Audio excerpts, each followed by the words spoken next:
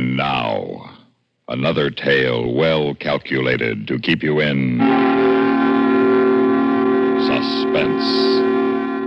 Martin Storm's great story, A Shipment of Mute Fate.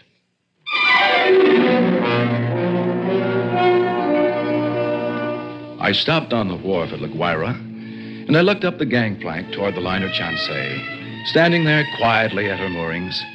The day was warm under a bright Venezuelan sun, and the harbor beyond the ship lay drowsy and silent. But all at once, in the midst of those peaceful surroundings, a cold chill gripped me, and I shivered with sudden dread of the thing I was about to do. But too much had happened to turn back now. I'd gone too far to stop. I set the box down on the edge of the wharf, placed it carefully so as to be in plain sight and within gunshot of the captain's bridge. Then I turned and started up the gangplank. I knew what I was going to do, but I couldn't forget that a certain pair of beady eyes were watching every move I made. Eyes that never blinked and never closed, just watched and waited. And Oh, excuse me, sir. I didn't see... Well, it's Mr. Warner. Well, hello, Mother Willis, and how's the best-looking stewardess on the Seven Seas? Why, I'm fine, Mr. Warner. It's nice seeing you again. Wait a minute. That's a fine greeting after 2 months. Well, I have a great deal to do aboard. I don't believe a word of it. Sailing day's tomorrow. You're simply avoiding me, that's all. Oh, no, really, I'm not. And on the trip down from New York, you said I was your favorite passenger, remember? And so you were. Now, if you'll excuse me. Here, wait a minute. What are you carrying there? Apron? Oh, nothing, just supplies. Supplies? Let's have a look. No, please. Well, come on. Hey, it's a cat. It's Clara, Mr. Warner. Mr. Bowman said I had to leave her ashore. I just couldn't. And who's Mr. Bowman? The new chief steward. He's fussy. Clara's been aboard with me for 2 years. I just can't leave her here in a foreign country, especially with her condition so delicate and all. Oh, yes. Oh, I see. Well, I hope you get away with it. You won't tell anyone? Not a soul. As a matter of fact, if things don't work out right, we may both end up smuggling.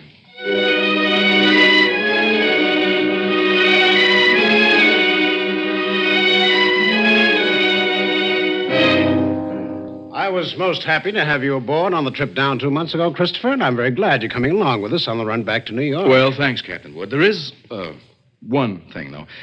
I'm having a little trouble with the customs men here, and I wondered if you could... I can't do it, Christopher. I just cabled your father this morning, told him I'd have done it for you if I possibly could, and he sent a request from New York, you know. Yes, I thought he would. I wired him from upriver last week. I hated to refuse, but it's absolutely out of the question. Captain Wood, I'm afraid I don't follow you. Responsibility to the passengers, son. We'll have women and children aboard, and on a liner, the safety of the passengers comes ahead of anything else. Yes, but with proper precautions. Something might happen. I don't know what, but something might. You've carried worse things. There isn't anything worse. And any skipper afloat will bear me out. No, Christopher, I simply can't take the chance, and that's final. Final? It was not final if I could do anything about it. I hadn't come down here to spend 2 months in that stinking backcountry and then be stopped on the edge of the wharf. 2 months of it. Heat, rain, insects, malaria. I'd gone clear in past the headwaters of the Orinoco. Why, I traveled through country where every step along the jungle trail might be the last one. Sanchez! Si, Senor Warner. You better start looking for a place to camp. Be dark in a little while. Si, senor. Very soon we turn to river. Camp on the rocks by water. This very bad country. For all the luck we've had so far, it might as well be Central Park. Central Park, no comprendo. Never mind. What? Sanchez, what's the matter? What's wrong? Hey, Sanchez, what is it? There, in the path. See? Bushmaster. Bushmaster. The deadliest snake in the world. Bushmaster. His Latin name was Lachesis mutus. Mute fate. It lay there in the center of the path, a 10-foot length of silent death, coiled loosely in an undulant loop, ready to strike violently at the least movement. Here was the one snake that would go after any animal that walked, or any man. It lay there and watched us, not moving, not afraid, ready for anything. The splotch of its color stood out like some horribly gaudy floor mat lying there on the brown background of the jungle, just waiting for someone to step on it. Here was what I'd come 2,000 miles for. A bushmaster.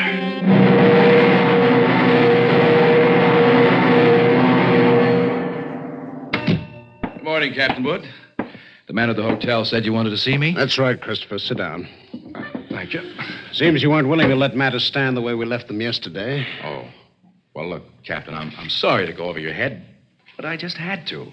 The museum sent me all the way down here for it. I'm not going to be stopped by red tape. Why, this will be the only live bushmaster ever brought to the United States. If I had my way... Well, orders are orders. I got a cable from the head office this morning. All right, suppose we talk about precautions. I'll handle it any way you say. It's got to have a stronger box. That crate's too flimsy. Well, it's stronger than it looks, and that wire screen on top would hold the Wildcat. But anyway, I bought a heavy sea chest this morning, and we'll put the crate inside of that, Well, that sounds all right. You got a lock on it? Heavy padlock. It's fixed so the lid can be propped open a crack without unlocking it. Snake's got to have some air. But in dirty weather, that lid stays shut. I'll take no chances. All right, Captain. We'll keep the thing in my cabin. Can't have it in the baggage room. And nobody on board's to know about it. Whatever you say, Captain, but we won't have any trouble. After all, it's only a snake. It doesn't have any magical powers. I saw a bushmaster in the zoo at Caracas once. Had it in a glass cage with double walls. It'd never move, just lay there, look at you as long as you were in sight. Gave a man the creeps. I didn't know they had a bushmaster at the Caracas Zoo. They don't now. They found the glass broken one morning and the snake gone. The night watchman was dead. They never found out what happened. Oh. Well, the watchman must have broken the glass by accident, The way they figured it, the glass was broken from the inside. We sail in 4 hours.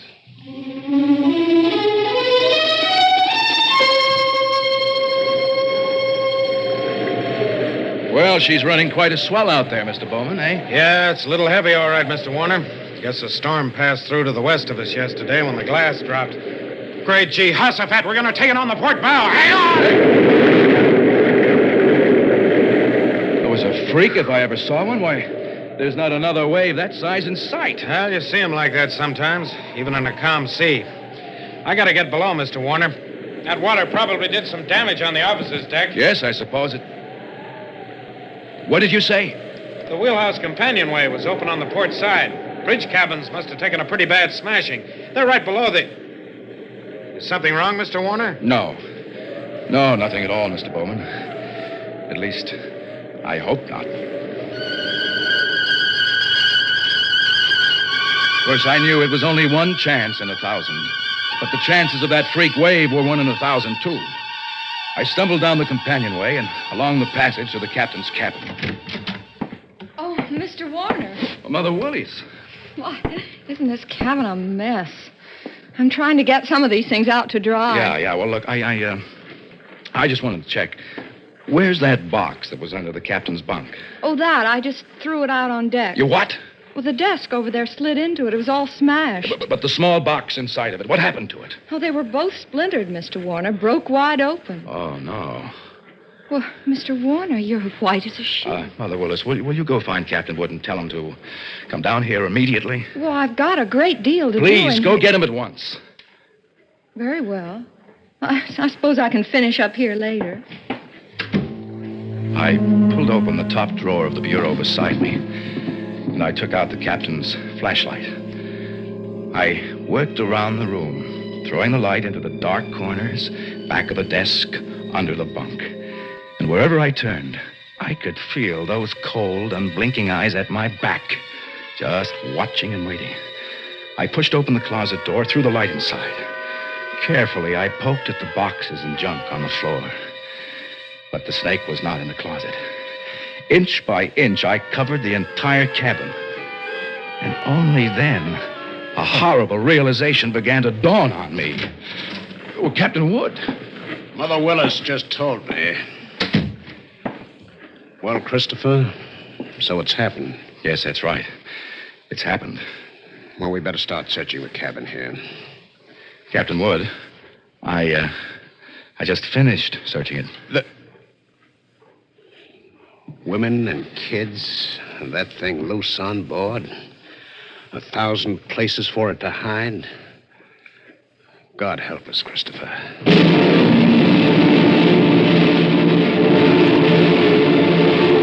There's no use starting to blame anybody now, gentlemen. I didn't call you in here to pass judgment. The thing's done, and that's that. All right there, Captain. What we have got to do is make up our minds how we're going to handle it. It'd be easier if we didn't have to tell the passengers and crew. I've seen panics aboard liners before. Yes, I agree with you, Mr. Bowman, but I don't quite see how we can avoid it. Well, they got a right to know.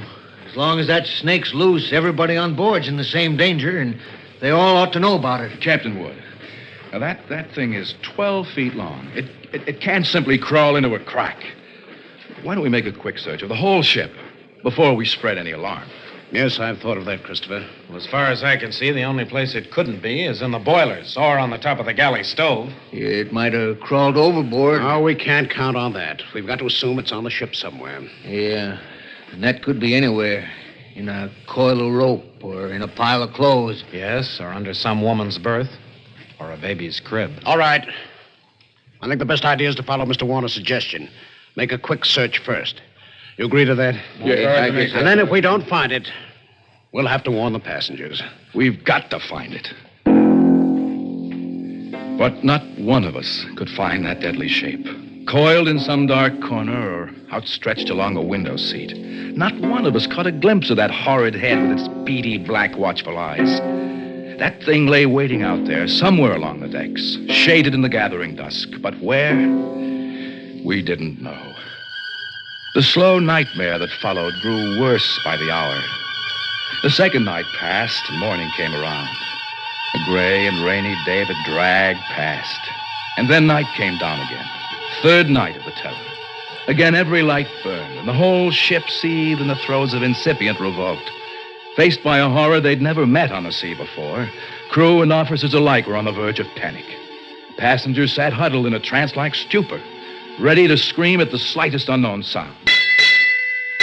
At 7 bells, I made my way forward to the chart room and found Captain Wood bent over a desk. Oh, hello, Christopher. Come on in, sit down. Oh, Captain, it's got to be somewhere. It's got to be. I don't know. You could search this ship for 6 months and never cover all the places aboard. We can only hold out for 2 more days, we'll be in. What does your home office say? Here's the latest wireless from them. Keep quiet and keep coming. What else can we do? Want a cigarette? Yeah, thanks. How's it below? Oh, it's pretty bad. Anything could happen. Yeah. That's why I took the guns away from the men. One pistol shot, we'd have a riot on our The whole hands. thing's my fault, Captain Wood. That's what I can't forget. Well, take it easy, lad. If there was only some way I could pay for it myself No, alone. I know how you feel, but it's no more your fault than mine or the man who asked you to bring that snake back alive. Nobody planned this. Well, go to the galley, get yourself some coffee, then you better try to get a little sleep.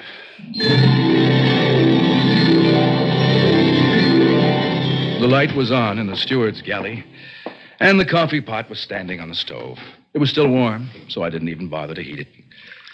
I poured out a cup, carried it over, set it on the porcelain tabletop in the center of the room. I started to light a cigarette. The door of the pan cupboard beneath the sink was standing slightly ajar, and I happened to glance toward it. I dropped the cigarette and moved slowly backward. I'd found the Bushmaster. As I moved, the snake slid out of the cupboard in a single sinuous slide and drew back into a loose coil on the galley floor, never taking his eyes off me. I moved slowly back, waiting any moment for that deadly, slithering strike. 10 million years of evolution to produce this moment. Homo sapiens versus Lachesis mutus. A man against mute fate. And all the odds were on fate. I knew then I was going to die.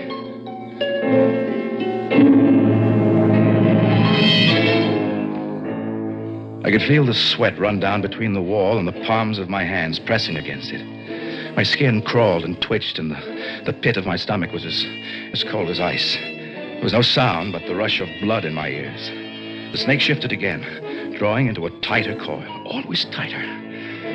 Why the devil didn't he get it over with? Then, for an instant, his head veered away. Something moved over by the stove. I didn't dare turn to look at it.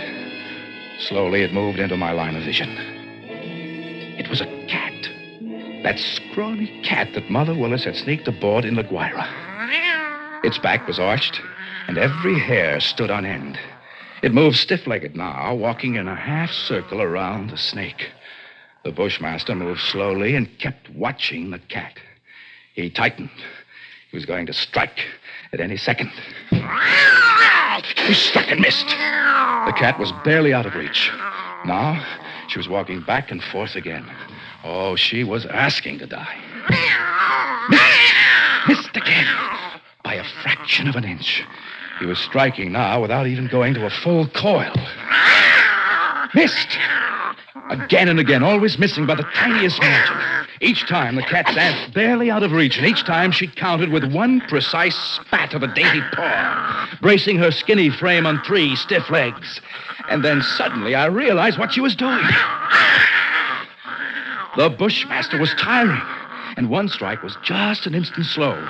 But in that split second, sharp claws raked across the evil head and ripped out both the lidless eyes. The cat had deliberately blinded that snake. He didn't bother to coil now, but slid after her in a fury, striking wildly, but always missing.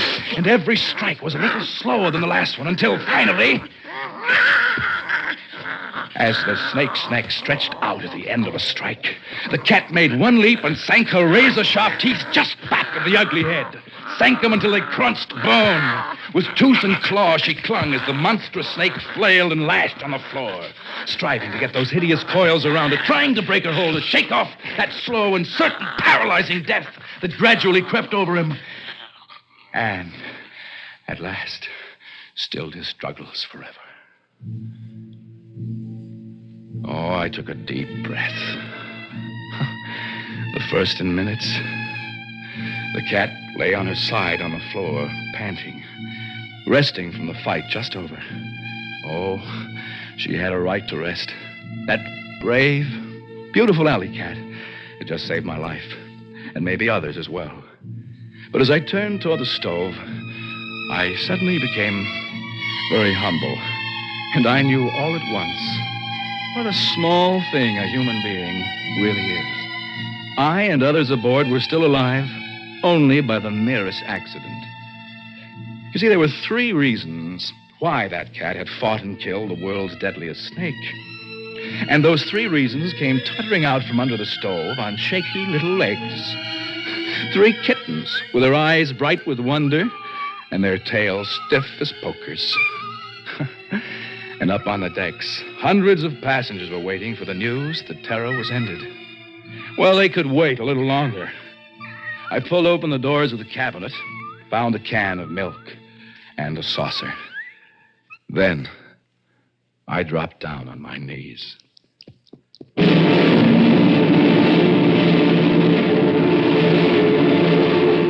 Suspense.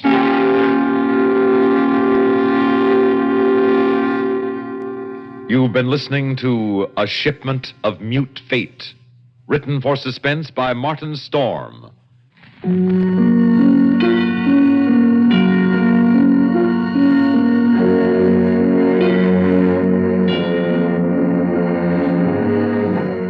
Heard in tonight's story were Bernard Grant as Chris and Inga Swenson as Mother Willis. Others included in the cast were Ralph Bell, Bob Dryden, Frank Thomas Jr., and Frank Milano.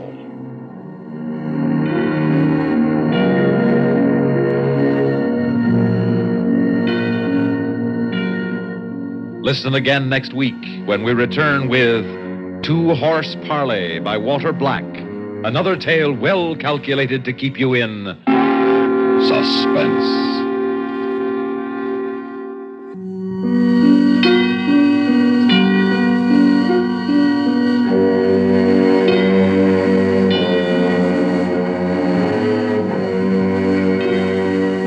Get the complete news first on the CBS Radio Network.